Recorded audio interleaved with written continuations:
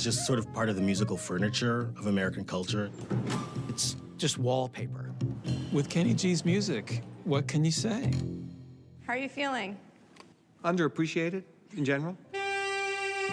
Welcome to Rock Docs, a podcast about music documentaries. I'm David Lizabram. Andy is had to dip out last minute, so it's me and a special guest who I will announce. But if you've looked at the title of the podcast, so you know who it is.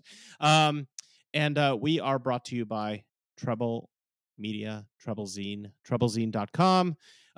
They write about music. It's all independent. They are staying alive and doing their thing. And a lot of times we'll recommend a specific article about, related to the artists that were of the movie we're discussing. In this case, not to my surprise, they do not have any articles in their voluminous archive about Kenny G. But they do have a cool article from a few years ago that site founder Jeff Terrich wrote about the death and rebirth of the rock saxophone. So if listening to this podcast episode makes you hungry for some sax, but maybe a little bit less smooth than the Kenny G style, then I will link to that article in the show notes. But otherwise, thanks to Treble. And I'm here with a very special guest, Franz Nicolay. You may know him from The Hold Steady. You may know him from his solo work. You may know him from being an author and generally cool person. So hi, Franz. Thanks for joining us. Thanks for having me. So we will talk about your book, but just to kind of set things up here, we usually, if we're feeling nice, allow our guests to select a documentary to discuss. And you picked one that we've been wanting to talk about for like 4 years since it came out, but we just have not had the opportunity. So you selected Listening to Kenny G.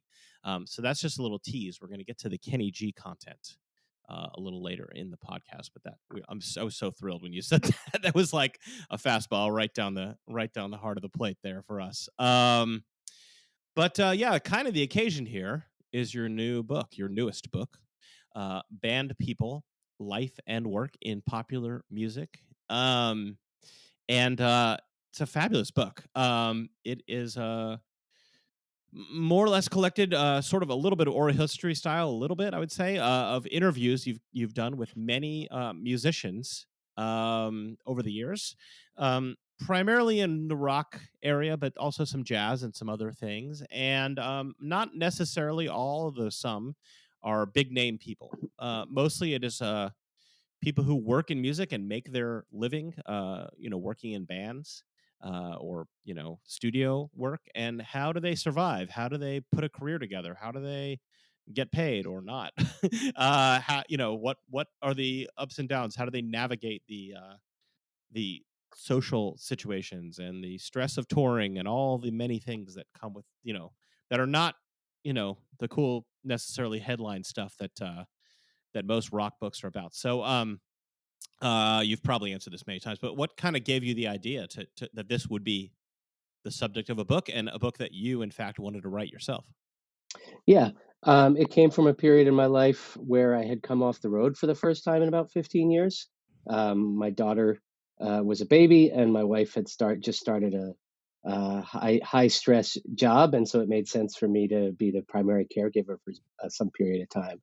And so it was a moment of some identity crisis, as I think is often the case for people in that situation generally. But definitely, we had both moved to a new area, and my wife was starting a new job, so I was constantly being introduced to people, and they would say, as you do, "What do you do?"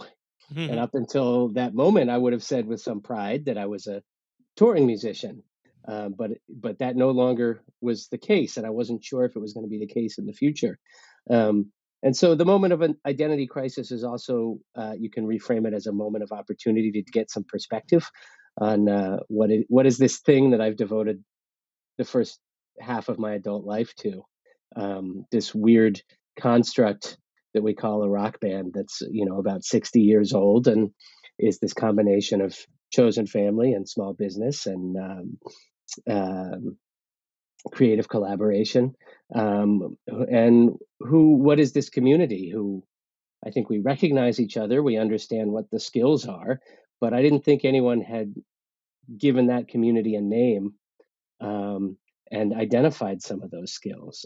And so it was both a way of defining um, a thing that I had committed my energy to, that had taken me around the world, but also given me, tinnitus and a bad knee and a problematic relationship to alcohol.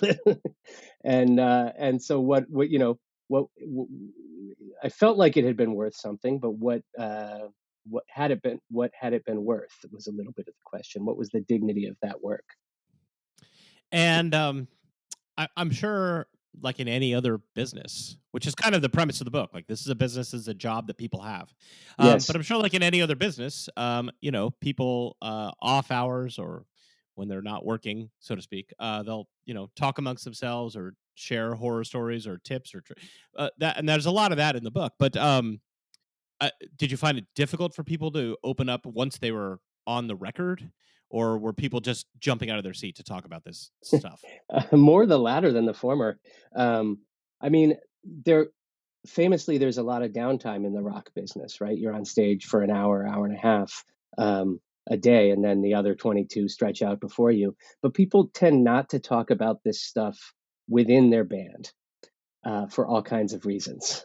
Hmm. Like any familial relationship, sometimes it's the things that you don't talk about that make the relationship work. And so your opportunities to talk about it are when you cross paths with another band, and you have a friendly relationship with another band person, a counterpart in a different group. And that doesn't happen very often necessarily. Sometimes you're on a package tour and you have the opportunity to do that, but more, much more likely is you have these people that you consider to be friends, but of course you're on the road all the time, so you only see each other once a year, when you come through their town or they come through yours, and you have like a limited period of time to catch up and share some gossip and hear the behind the scenes story of something that you may have heard about that they actually know what happens, that sort of thing. Um, and so, given the rarity of the opportunity to talk about this sort of thing, one of the people who wrote a blurb for the book talked about, having these conversations at festival catering, which I think is another place that you run across people. Um, most, I gave everyone the opportunity at the beginning of our interview. I said, look, we can take this off the record. You can anonymize if you want. And most people just didn't avail themselves of that opportunity. I think, you know, it's so rare that we get to talk about this stuff, but it is the central skills of the job of a great many adults who are Hmm. skilled and have been doing this for many years. And in many cases, like anybody who has a job that they've been doing, have thought deeply about what it means and why they do it. Um, and they don't always get asked. And we're happy to talk about it and pretty articulate about it as well. Yeah, no, that makes sense. Was there any concern? There are a few parts in the book where people are talking about negative things that have happened, Hmm. and the people on the other side of that story were not named for reasons I perfectly well understand. Was there any concern about, oh, somebody might figure out that this is about this person, or what, or was that a conversation that was had, or I was mean, it not really the an issue? I mean, the fact that the people I was talking to chose not to name them, I Right. think speaks to that. But it's not that hard sometimes to put two and two together. Right. Um, I don't know. I mean, I was under some pressure, when I was first pitching the book, to make it a juicier, more gossipy Mm. thing, in the same way that you see. Um, there's like 20 Feet from Stardom and some of these documentaries or books around about, quote unquote sidemen. Um, and they do tend to want to put forward a narrative of resentment and of thwarted ego. And I just think, and some of the people in the book back me up, that that's just not accurate. That's an unfair representation. Um, of what it means to be a support musician, what it means to be part of the world of people who make an artwork. Um, and, uh, Kelly Hogan in the book is who's a backup singer, really accomplished backup singer, but also, got her start fronting her own band, is really vehement on the topic. I think at one point she says, people were telling me to see 20 feet from stardom, 20 feet from my asshole. Like I'm not standing up there with a dagger waiting to knife, Nico Right. Case so I can step into the spotlight. That's not the job. The job is having, you know, a job that I can do really well, which is really important to putting the song across. And I'm really proud of doing that work, of Yeah. being like one pair of hands tugging on the rope. Yeah. It's funny that you mentioned that because I just read Nico Case's forthcoming autobiography. Um, not to brag, but one of the very few perks of having this podcast is sometimes you get to read a book early. As well as I recently read Kathleen Hanna's autobiography. They both came out recently, or that one came out recently. And in both cases, as a fan of those people as musicians, but not knowing them or their world really, like a theme that comes out that has been remarked upon is like the frankly poverty that they were living under for a long time when I thought of these people as in my world kind of stars, Yeah, and maybe my world is a little bit of a bubble, and I never thought that these people were Britney Spears or something in terms of their contemporaries in the music world, but reading those books together with yours was very enlightening. Just about the challenges of making in the industry, and almost like you're, it's interesting to juxtapose the person who's in the spotlight, the lead singer, and their struggles with the struggles or the positive aspects of people kind of who are who are not necessarily in the spotlight. But I like the fact that that you kept it the way it was, because if you had made it juicier in the sense of having some revealing bits talking trash about lead singers, that would have centered them in the narrative. Meaning correct, I wanted the book to be about the band people. correct. And if it had gone another way, there might have been like, ooh, that's an interesting story, but then that's kind of what would have popped out or been the pull quote. And so I admire your restraint because I made a better narrative. You have to be really powerfully defensive against that because the pull of celebrity in American life is so strong. I talk about that in the book as the parentheses problem, So for all these people who have worked with more famous artists, for the rest of their career, anytime they play a show or do anything, their name is going to be followed by a parentheses that includes all the more famous people that they've worked with. They're permanently subordinated to whoever the most famous people, your most famous collaborator is. And so if you really want to center those people, you have to be pretty strong about it. You'll notice that I don't in the book at any point describe any of these people. I don't give their CVs. Yeah, Even in the list of interviews, I'm not saying, Kelly Hogan, who sings with Nico Case and Mavis Staples. right. It's um, and maybe that's to the detriment of people having some context for who these people are, but I didn't want to reproduce that particular issue, which you know we all deal with in the other 99% of our lives. Right. Those of us who know who Janet Weiss is Mm.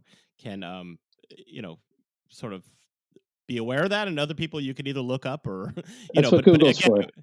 exactly. But kind of and again, you can address whatever you want to address here, but just kind of going off of the themes of the book. These are some things that have been like kind of in my mind for decades, and I'm just going to take the opportunity to kind of air them out, I guess. Cuz I guess I would say that there was a part of my life when I was a band person, although as you define it in the book, although we didn't have that term, now you've created it. Or at least you've popularized it, let's say. But I played in bands for a long time. I don't know, 10 years or something. And never necessarily at the level of the people that are you discuss in the book, but I made some records and played a lot of shows, and I was a bass player primarily. So, I was, not typically the person in the spotlight or seeking that necessarily. And there's just things that I always wondered. I mean, mostly I played local shows, and I would always kind of wonder why, um, you know, I mean, I was having fun, but I was also doing some sort of labor effectively for free most of the time, or less than minimum wage. Or sometimes it would be like, they would ask to do pay to play, which, wasn't really my bag. But in LA, that was kind of a thing.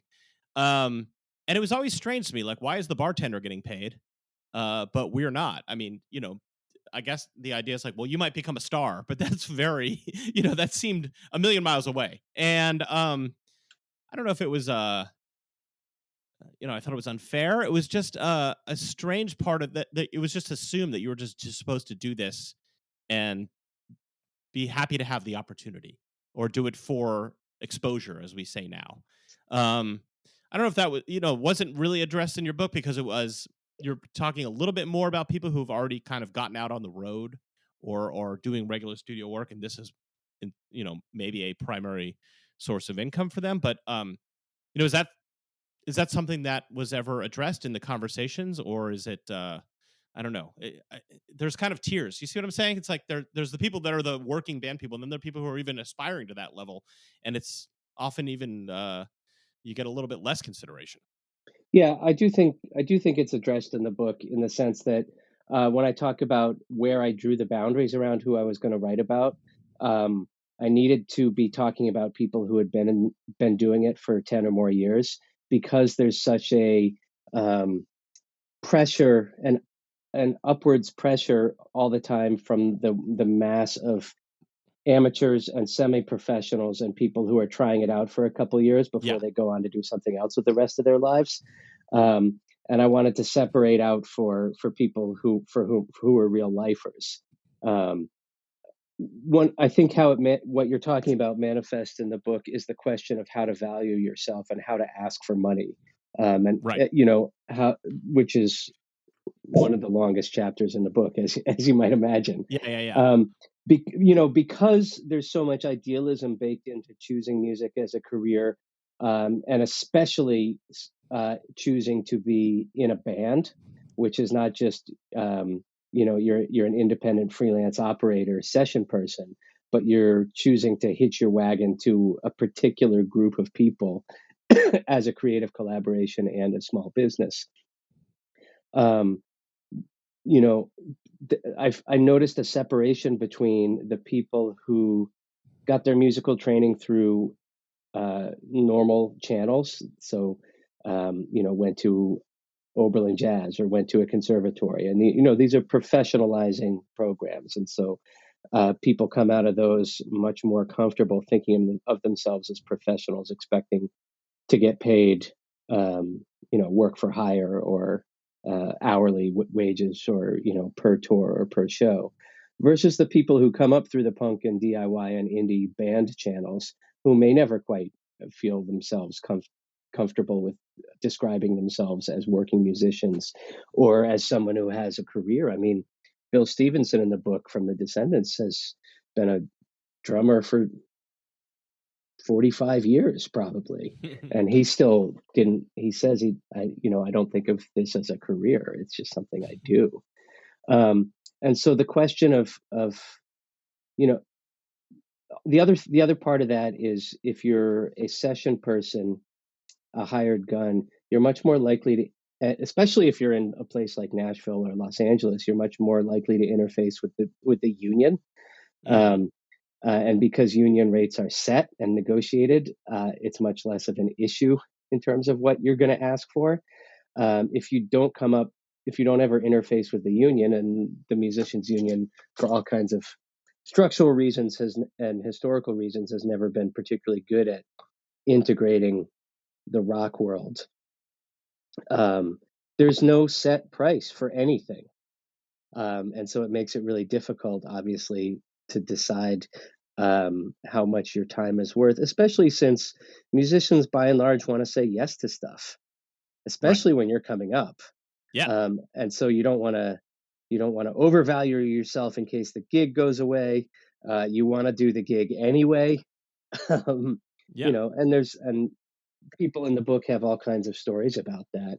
I think Shahzad Ismaili in the introduction has the sort of most diplomatic, Yeah. philosophically answer to it, where he says, you know, when someone asks me to play in a project, I want I ask them to go and spend a little quiet moment by themselves thinking about their budget, because they know their budget better than I do. And I want them to come back to me and say, based on my budget and what I want from you. Here is the most money I can afford to give you. And I want to say yes to that number, Right. whether that's $1,500 a day from Damian Rice or $60 a day from my friend who's a janitor. Right. Yeah, I mean that's excellent negotiating strategy. I don't mean to make it crass, but that's also kind of part of the book. Is like you kind of have to get into that, nitty gritty. Well, I think it's about dignity. Yeah, Nobody wants to feel taken advantage of. yeah, And so feeling like you are getting the right price for your work and not being exploited is part of that feeling of dignity of any kind of work. yeah. It made me think of my friend Michael Rennie, who's probably listening. So hi, Michael. He's had a whole career in the public performance center space, nonprofit spaces, right? And he's booked, I don't know, hundreds of musicians over the years, people whose names you would know, and maybe people who you wouldn't know. And he's been able to make a career and a life out of that. And all the people that he's hiring are getting paid. Um, and a lot of, I mean, people are paying to go to the shows, but a lot of it is downstream from a public subsidy, right? Hmm. The city, the county, the state, whatever, are providing a space and giving cash assistance to this you know the community theater or whatever. And then it's they're a nonprofit, so that's a public subsidy, a tax subsidy effectively. And they're soliciting donations, and then all that creates a pool of money, not a vast pool, but something that allows musicians as well as employees of those places to survive and make a living. And it's strange to me that doesn't exist. It was always seems strange to me that doesn't exist in the like rock punk independent music world in the US. I don't know, maybe in Sweden or somewhere it's different. It does. I will say it does exist in Europe in that way, in all kinds of Yeah. downstream of a public subsidy is one of those things like family money that people don't like to talk about.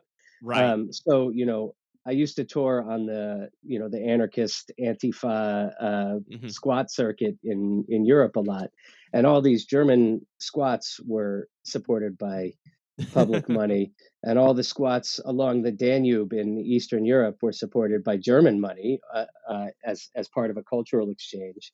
And yeah, in Sweden, I had a friend who was a Swedish rock star who said, when he was coming up in the '90s, as a teenager, he went down to the town hall and registered his band, and they got a little stipend and some instruments and a practice space because the Swedish government had made it a priority in the same way that the South Korean government has. That they understand that one of their exports is pop music on the Right. world stage. The United States doesn't do that. However, I will say downstream of public subsidy is what keeps classical music and jazz afloat in the United Right. States Yeah. through Sure. through both private donors and grant money and and the support of academia. Right. Now, why does that happen? Once a musical art form moves past the point in its life cycle where it's actually popular music, as classical music was, as jazz was in the '30s, '40s, up until right after World War II. If the government, if the culture still feels like it is worthwhile, it has to be artificially supported. And I think I often wonder if rock isn't moving into that space where jazz was in the late '60s, and where it's time to move it into the institutions. People who are in the rock world and to some extent in the hip hop world who are good at interfacing with grant funding and academia can often find a pretty can fill a really a useful hole. That's sort of what I do at Bard College as Yeah. the representative of song form among an ocean of um, you know violin teachers. Right.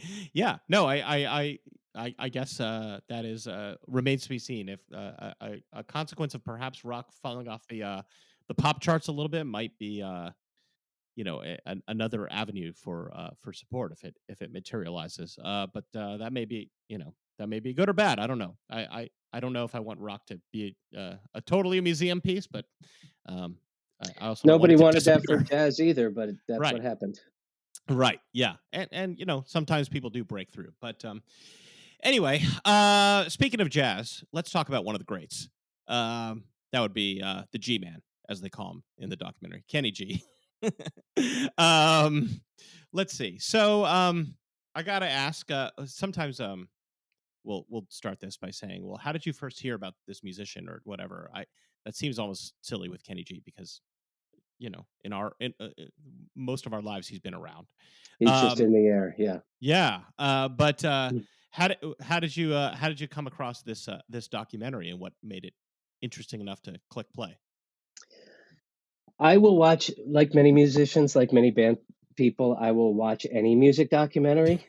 And You're one of some our of it, guys. yeah, and regardless of whether I even like the music, because I'm curious about musicians. I think that's shown in my books.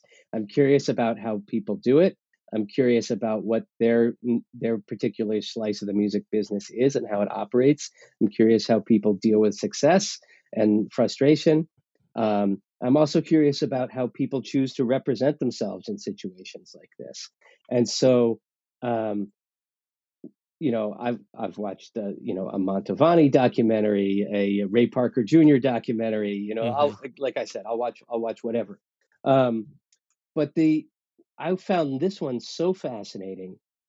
I would have talked to when the Get Back documentary came out, it was all anyone I knew wanted to talk about for at least a month. Between Thanksgiving and Christmas that year.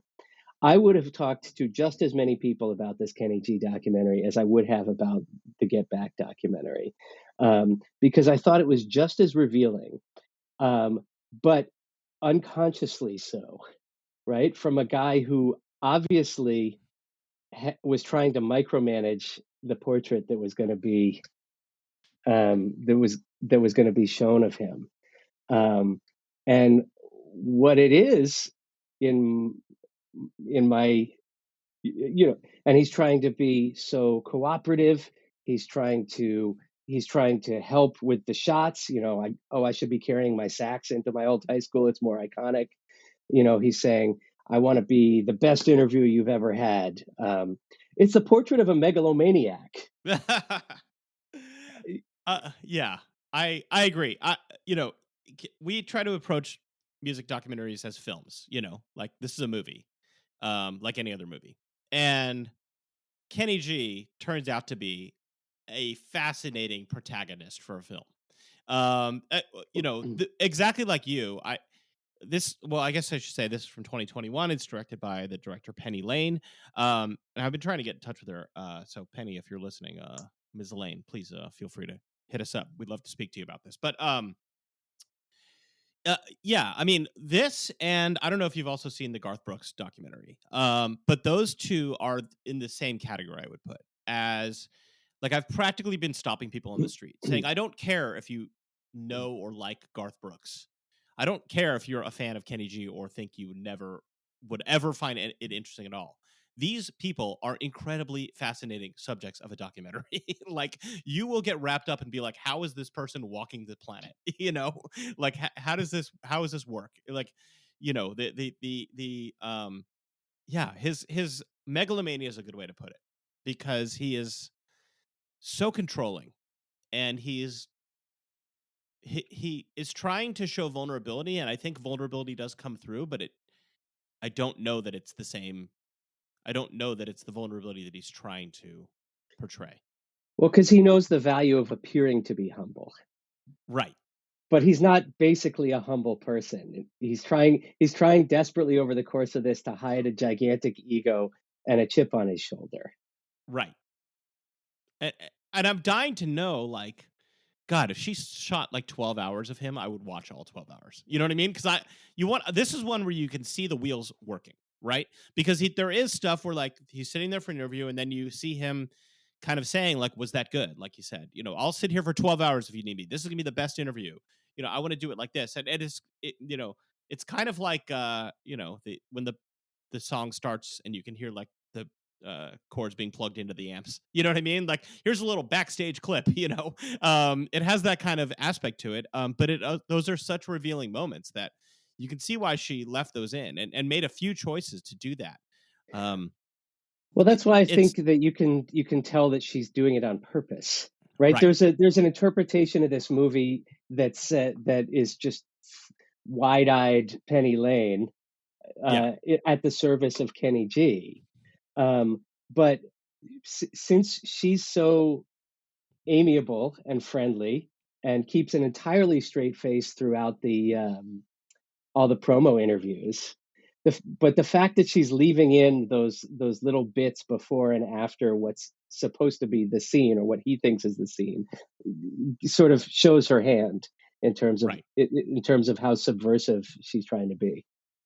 Yeah. So, just to kind of set the scene, I guess, this is one part of the HBO Music Box series, which they were promoting, and we've covered a few of those in the past. They were promoting this. It was a Bill Simmons thing where they're going to like make I guess an annual or regular series of documentaries about, primarily popular people. They did one about Alanis Morissette. They did one about Woodstock 99 and et cetera. And this was one of them. And then I think the Jason Isbell one that came out last year was nominally under the Music Box. But, since then, I don't know that still exists, but it kind of has that sort of HBO branding of that era. But it's basically, everything you wanted to know about Kenny G. There's a lot of interviews with him. It's authorized, I suppose, to an extent, but it is it goes through his whole life, and goes through the highs and not really so lows. There's not a lot of lows, but There are some implied lows if you're looking for them. You yeah, know, there's no one else around him in the whole right, movie. He has this beautiful spotless mansion in which he's completely alone. right. There he mentions his two children, but only in the context of what a good dad he is. Right. At one point, you see them like eating pie. There's a brief pie scene with the kids. He says he wants to be the best father the world has ever seen, and wouldn't you know it, they turned out great. And why did they turn out great? Well, it's because they had the opportunity to watch their father, who, by the way, is incredibly famous and well-adjusted. Like it all Yeah, circles back to him. right. The two marriages don't, No, are not there's no mentioned. mention of a wife, a girlfriend, anything. That doesn't come There's up. it's just him alone in this mansion doing his laundry perfectly, Right. spotlessly, baking a Yes. pie perfectly, luxuriously. Like Yeah.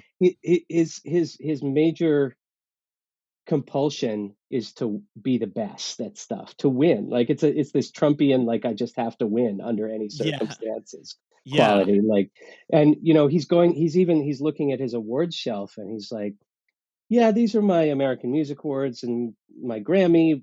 That doesn't matter. It's also Subjective. subjective. But compared to my golf awards, these I really respect because I had to beat someone to get them. Yeah. It's yeah, and he talks about how like everything he's ever tried to do and practiced enough, he's gotten good at in life. He talks about how when he got some money, he decided to be a really good investor, and he invested in Starbucks.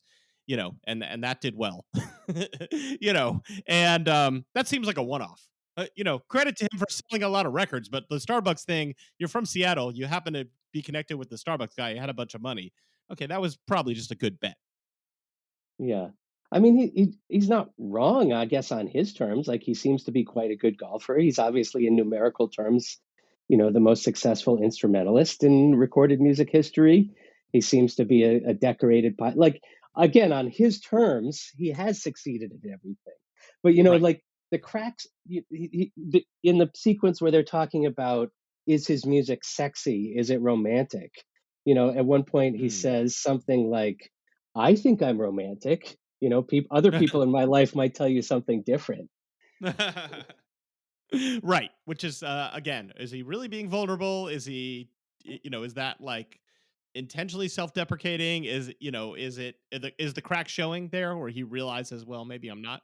Who I think knows? it's the same thing where they're talking about him on Twitter or him, involving himself in meme culture. Like, and he says, you have to get the joke. It's like, he gets the joke kind of, Right, he's not funny. He's not a funny person, but right. he gets the business opportunity that Right. presents itself by making himself the butt of the joke. He sees that that's his new growth opportunity. Right. Right. Right. He doesn't care. He doesn't have any shame.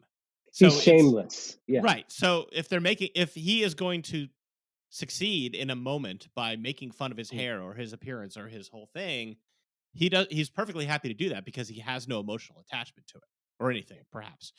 And you But know what else he has no emotional attachment to is music.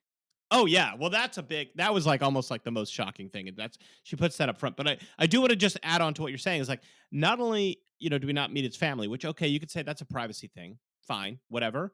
Like the only person in his life who appears in this documentary is his high school band teacher, who I love that guy, comes off great, calls him the G Yeah. man, great. But there's no interviews with another musician who's worked with him or in his band, or a friend. There's not an interview with like some rich golf buddy or whoever, Howard Schultz from Starbucks or so. There's no interview with anybody that it could have happened if he had Yeah. tried to make that happen.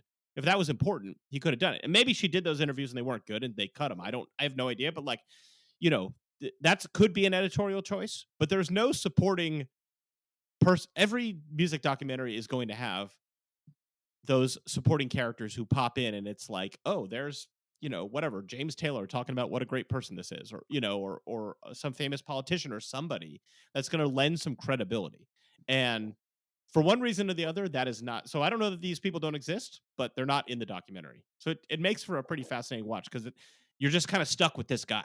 You're trapped in a room with this dude for like 90 minutes. And you believe that he doesn't have anyone close to him. You know, Maybe. he's the I mean, I sort of do. You know, the jazz critics talk about, what's the difference between jazz and what Kenny G does in the context of, jazz is a conversation. You have to be Right. listening to other people and responding to them. And that's not what he does. He's the star. He's like a pop singer. But you can also see when in his narration of his early career, which is also the portrait of a monster of ambition. Mm-hmm. He sees these moments where he can grab the spotlight and grabs them utterly ruthlessly. Whether that's his teacher giving him a spotlight on a theater show, Right. which he does this circular breathing gimmick, or when he's on the Tonight Show um, and decides he's going to not do the cover song that's the single, but going to do his composition that becomes the hit. But the point of his career that he obviously hates the most is that period of collaboration where Clive Davis pairs him up with a Right. singer, where he's Yeah. not the star, and the way he points out that his face isn't on the records. You Yeah. know, Yeah. uh, Yeah, even in an interview recently that because he just published an autobiography, and unfortunately, I just found about this today because it came out like a month ago, and I'm like, oh my god, I would have read that before. You know what I mean? And now I do want to read it because I'm like deep into his world. But I guess in some recent interview I was reading about he talks about his relationship a little bit with Michael Bolton and how like he's like, well, we know each other, we have a good relationship, we've both agreed that we can't go on tour together because it wouldn't work. We could do a couple of shows, but going on tour together just wouldn't work. And that's all. They don't follow up on that, but it's like a little bit again of a window into this guy. And I don't know, maybe Michael Bolton's the asshole here, but the ego aspect here of he can't share the spotlight. He can't. He has to be. It has to be the Kenny G show. It was interesting, there was a clip of him and Michael Bolton in one of the sort of archival clips, and I thought in that moment that they were similar figures. I don't know what Bolton's personality is like, but it seems like that the relationship of Michael Bolton to soul singers is probably analogous to Kenny G to jazz saxophonists. Yeah, one of my yeah. I mean, you were getting there a few minutes ago, but but yeah, he talks about it's early in the film. He talks about like what do you love about music, and he's like, I don't know if I really do love music. When I listen to music, like great music, I all I really think about is how hard they had to work to get there and how much I respect that. Which in one sense is like a very like he must know the answer, right?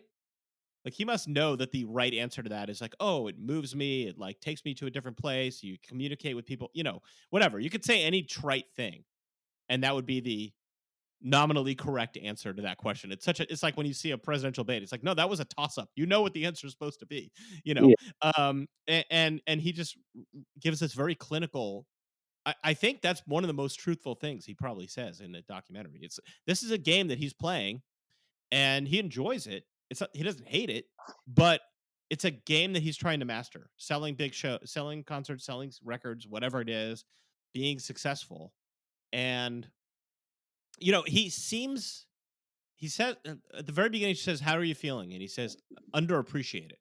Yes. And and again, a little bit of maybe trying to be a little too self-deprecating, but it's like he doesn't understand why, if they've set up these games, like, how many records do you sell? Well, everybody wants to sell records. Franz, you want to sell records too, right? I mean, everybody want to sell the marginal next book, right? So, I mean, that's just how life is, right? But but he doesn't understand why everybody doesn't respect the fact that he keeps winning at these games, and why would that make him hate it? It's sort of like an athlete. Why doesn't everybody love me? I'm out here, winning Super Bowls or whatever. It's a lot of that kind of that attitude. Yeah, I want to pick up on that because I was about to make that comparison to a jock, right? Because think about when he talks about when he was in school and they wanted him to take music theory, and he says, "Why would I take music theory when I can just spend more time in the practice room?" Right. And we Which talk is about like, it this. could be punk rock attitude. Well, it shows two things. One is that he doesn't really care about music, right? Right. Because what is music theory? It's explaining how music works. At another point he exposes that he doesn't even know chords. Right. Really, when he's writing, he comes up with melodies, and he has a pianist sit there and audition chords for him until he's no, no, no, no, no, no, yes, that chord. Right. Um, so he doesn't know anything about music other than his technical ability. Um, when sometimes we talk in music schools about classical music jocks, Hmm. right? And I encountered this when I was in music school. That I had an advisor who said, "Okay, we'll get you the easiest classes." In the same way that if you had a scholarship athlete, we'll get you the easiest math class and the easiest science class, so you can Rocks for jocks. spend more time in the practice room. In the same way that you would say, so you can spend more time in the gym getting reps. Um, and so when he talks about music over and over again, it's about he doesn't um, he's not interested. His primary interest is not in music or the emotions that music can cue up. His primary interest is how technical effects create emotional reactions. It's a Yes. little bit psychopathic in that. I mean, sociopathic in that way. Like what? Right. Like how can I manipulate this tool to make humans react in this particular way? He says there's something about how I played that melody, all that little stuff I just said, the nuances of the vibrato, the tonguing that hit this person like it. I, the where's the breaths, where's the how is the reverb operating? Yeah. It reminds me of Michael Azerrad tells this story about Enya being interviewed, Hmm. and she's asked why do you think it is that so many people perceive your music as spiritual? And she thinks for a second and says, probably because of the amount of reverb we use. That's awesome. Probably true though. Well, you see him in his studio, and he's saying that the actual sound of his saxophone, he doesn't think of that as the real sound. That the real sound doesn't emerge until he's edited it within an inch of its life and then layered on a bunch of cathedral reverb. And But that's go right. ahead. But that's also true of like a lot of musicians and a lot of like you could say that about people making electronic music or whatever, where like them playing a piano or something is just a tool to get to the sound that they want to get to. Again, that part was it taken in a different context. That part could have been just like any other music documentary. It's like, hey, we start here. This is just the bare sound of the guitar, but where my sound, comes is these effects and this, EQ and whatever. It just he's so willing to be transparent about the fact that he doesn't care about any of the other stuff that frames it in this demented context. Well, I think that that explains a couple things. It explains why he's so successful, right? Especially compared to the jazz guys that he's nominally in conversation with. It explains why he infuriates the jazz community so much, because he's not that worried about the technique or the Communication, harmonic the experimentation or tradition. the communication, but he's on this I was reminded of the Stuart Bogey story in my book about, not to bring it back to my book, but No, no, it did please. remind me. He's telling this story about he's working on the Fela musical, and he's the sax player in the band, and he has to play sexy sax music, seductive sax music. And Stewart is, while, someone's seducing Fela on stage. And he thinks, because Stewart's a jazz trained sax player, he thinks, what's the sexiest sax music? And he goes to, late 60s modal kind of Wayne Shorter stuff. Mhm. And the guys in the band are like, yeah, that you're killing it. But the director and the actors are like, no, you're just not getting there. It's not sexy enough. And so finally, out of frustration, he goes to this sort of what to him is very cartoonish Right. vaudeville burlesque, and they're like, Yeah. yes, that's it. That's it. Right. So it's this sort of like the distance between what a muso thinks is interesting music and what's sort of like the average listener. I think Right. It's like the music that they play when Bugs Bunny dresses like a girl. you know? exactly. And he's like, yeah, the dancer came up to me in the break and was like, I don't know what you did on that last take, Stuart. That was, that was great. Yeah, one of the best jazz related elements in the movie wasn't even intended to be that way, but they're talking about how the music is so popular in China. And Mhm. they interview this person who's like, okay, I want more of this guy, who is the like China. I wrote down his title, but he's basically like the director of music in China. He's the head music Yes, guy, and he yes. talks about how Kenny G is very popular because I don't. This speaking as me knowing less than nothing about Chinese music, but says how he doesn't use the fourth and the seventh. He's in fa and la whatever, but He's he's playing pentatonic melodies. right, pentatonic melodies, exactly. And and I was like, oh yeah, well the fourth and the seventh is like where you get jazz and blues, like that's where it starts from. You know That's the what I mean? Like, tritone. Yeah, yeah, and if you're learning, if you're a person like me who like learned guitar from rock music, you start with 1-4-5, and you're playing the seventh. If it's jazz, it's the major seventh, and if it's blues rock, it's the minor seventh. I mean, like this is a very crude level, but that's the first thing you learn, and it's like, oh, if you avoid that, you end up with Kenny G, but also perhaps with music that's pleasing to many people.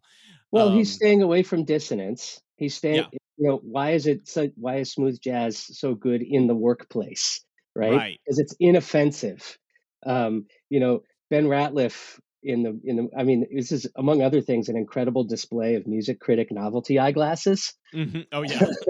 Um, but Ben Ratliff says at one point, I associate with it with a corporate attempt to soothe my nerves Yeah, as a yeah. weapon of consent. And so Yes. to take that from like, oh, this is going to soothe my nerves in the CVS and the dentist's office, to this is going to be a tool for social control in a authoritarian communist country is a matter of scale rather than type of control. Yeah. And I don't know that the parade of music critics who are in this film come off that great. No, I they're held up for mockery a little bit too. Yeah, and I think that's good of the director and the filmmakers to to not have it just be one-sided. And I kind of am detecting, if I'm being really honest here, as Kenny G would want us to be, the G-man. I kind of am detecting that I have a more sympathetic take from this film on Kenny G than you do. I mean, I feel like he comes off like a megalomaniac, but I don't know. I mean, I know people in my life who've like accomplished a lot of stuff, and like they kind of have to be that way sometimes. It doesn't mean Yes. like there's nothing in the film about him being abusive to others or whatever. Like maybe he is an asshole, and maybe he's a great guy and shows consideration and respect to others around him. I have no idea. It's not addressed in the film. That's a different subject. But just only taking what's in the film, he's not necessarily a dude I would want to hang out with or somebody whose music appeals to me. But there is a certain, like, if you can not have this be harmful to others, there is a certain personality trait that allows people to be the, CEO of $1 billion company, or to, win the, whatever, be the best golfer, be the best whatever. And I don't know. I mean, if that's just how you're wired, it's like, is it bad? I don't know. I have two answers to that. Okay. One is, Okay. yeah, absolutely. Like the people that I know who personally who I've watched get famous, they share one trait, which is ruthlessness. Yeah. There's no question Sure. about that. The personality type, though, that I think you're describing is the self-help like this is the music of the self-help personality, the Right. tech bro optimizer, the Right. power of positive thinking, how to win friends and influence people salesperson. Right. Uh, and so in that sense, it's a very American story, right? It's not even cynical, right? If it was cynical, it Right. wouldn't work. I have this conversation with people all the time who are like, you know, why don't you just why don't you sell out essentially? Why don't you write a pop song? It's like, actually, it's not that easy. Like the Yeah. people who write the most brainless pop songs are not doing it cynically for the most part. They Right. are actually that kind of person. Right. Um, and so to think of it as like a gimmick or a cynical move is not accurate. It wouldn't work if his fans didn't interpret him as being which I think he is absolutely sincere about the things that he's sincere about. And it's for some of the rest of us to get angry about the things that he's utterly incurious about is our problem, not his problem. Simon Frith, who's not in the movie, but could have been, wrote this great. He's the British music Yeah. critic, has this article about why does bad music make people so angry, Right. uh, and it's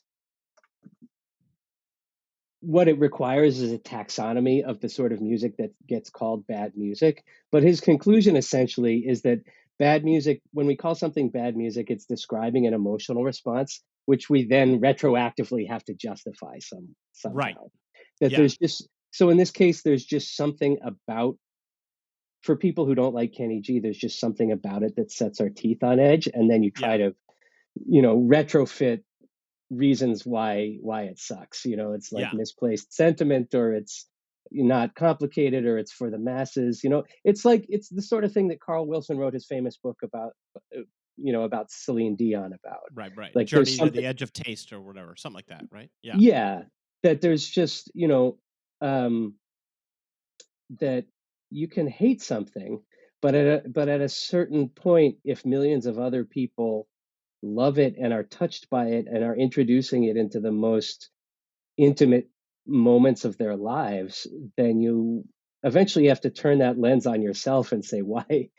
Right. Maybe I'm the asshole. Maybe Yeah. the problem's with me.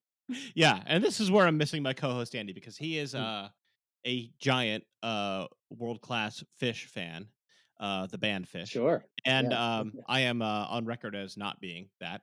And I'm with you. there's, I mean, I was going to try to poke at that a little bit, because there is a sense at which somebody could stand in a place and say Phish and Kenny G are equally bad for maybe similar reasons to them, and but to their fans, they are speaking some truth that is on a frequency that I can't perceive.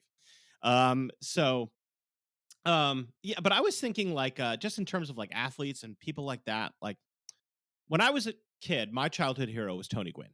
And he was, I mean, nobody ever said a bad word about him that I've ever heard.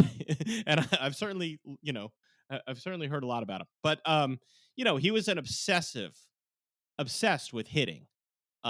When to the that beyond anybody else, more or less, in his world, and was an innovator in terms of how to study this science of hitting, which he wrote a book called Science of Hitting. And so, on a sense, you could see an interview with him where he's talking about hitting a baseball, and he's breaking it down the same way Kenny G is like breaking down like playing saxophone or becoming a successful musician.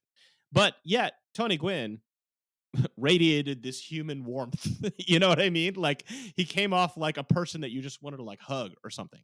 And Kenny G comes off like a person who it's like, maybe I would want this person by my side in a knife fight because he's so intense, but I'm not sure that I would want to, have him be, a close buddy.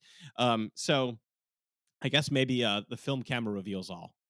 But he's optimized the appearance of friendliness, right? Like, he's a multimillionaire hawking at his merch table and micromanaging the raffle after the show and all this stuff. I mean, what can you say?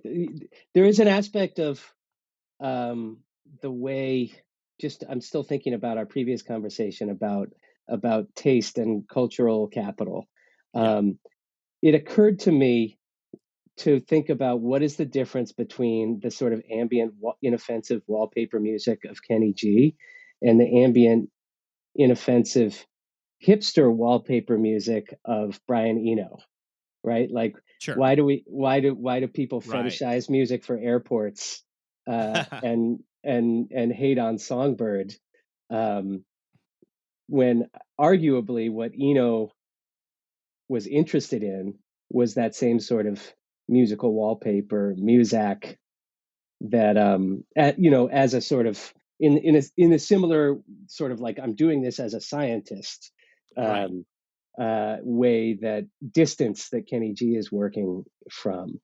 I don't have a fully fleshed out thought about that, but it made me want to think about it a little more.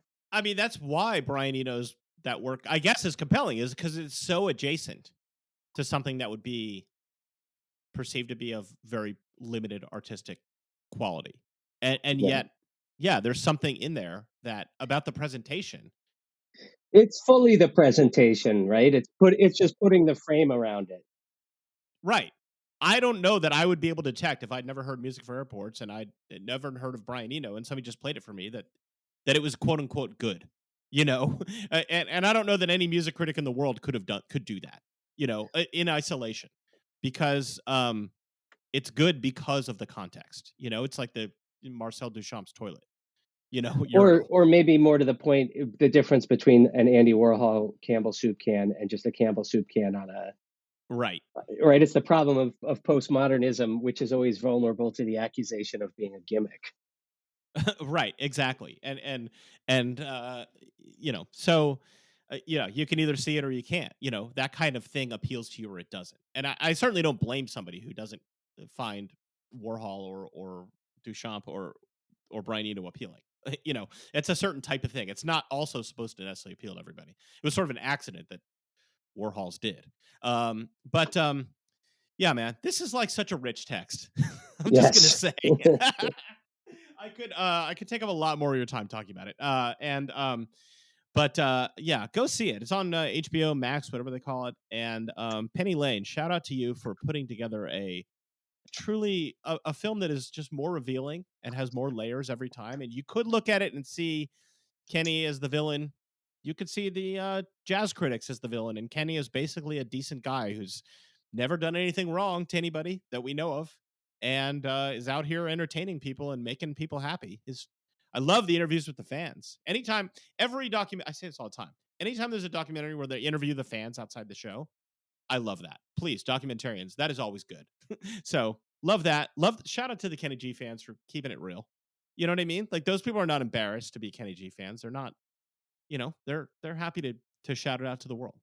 And one of the things that's very fascinating that is, he does have a significant Black audience, it seems like, for someone who, again, seems utterly uncurious about the role that his race has played in his success.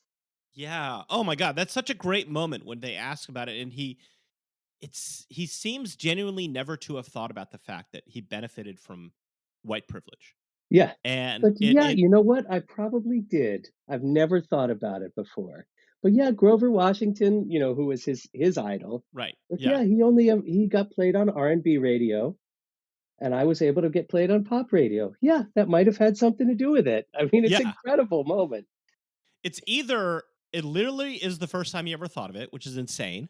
Like, what a bubble this guy's living in, or he's thought about it for 30 years and he's just pretending never to have thought about it, which I don't know which is worse. Right. It could go either way, but either way is really to his credit. But yeah, I mean the racial aspect of this also, just because there are presumably lots of black fans, as well as we know a billion people in China who seem to care for this music. And so for me, a nerdy white guy, middle-aged white guy who goes to indie rock shows to spit on it is also like kind of saying, that arrow could point at me just as well as at anybody else. So Yeah. I'm here to say, I'll take that on. Well, I'm sorry. I keep. No, I know please. you're trying to wrap this up. No, but it makes me I'll think- talk about this all day long. I'm trying to be respectful of your time. It's that same argument that Wilson adapts from Bourdieu about the cultural projections of taste, and how when someone's it writes off a particular genre of music, very often what they're doing is writing off the kind of people who listen to it. So for that long lost breed of person who used to be like, you listen to everything except hip hop and country. It's like, you listen to everything except what everybody listens to.